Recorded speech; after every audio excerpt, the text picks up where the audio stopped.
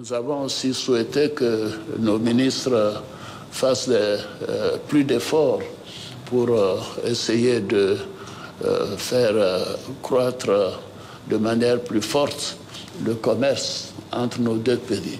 Et je sais que nous pouvons faire plus.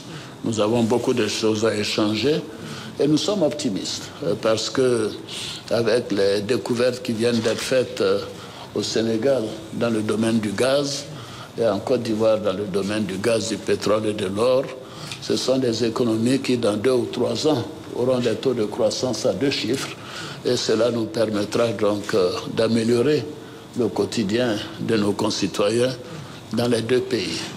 Et nous avons considéré qu'en matière économique, c'était important de mettre l'accent sur, bien sûr, le social et sur la jeunesse. Je vous ai indiqué que c'est ce que nous faisons en Côte d'Ivoire et ce qui a permis de réduire de manière importante le taux de pauvreté au cours des 10 dernières années. Nous pouvons encore faire plus, notamment dans des secteurs prioritaires.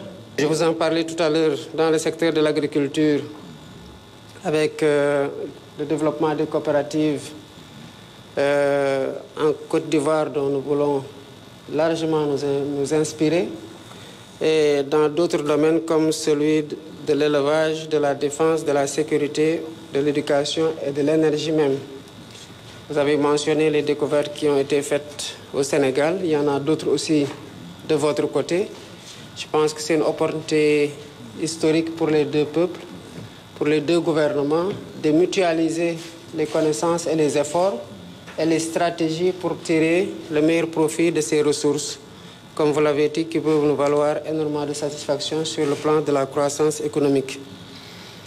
Ensemble, nous pouvons exploiter beaucoup de potentialités qui existent dans les 2 pays et renforcer cette coopération économique et commerciale que nous avons tout le temps entretenue, mais qui doit, avec chaque régime qui vient, qui trouve un hôte dans l'autre pays, connaître une certaine croissance toujours plus accrue.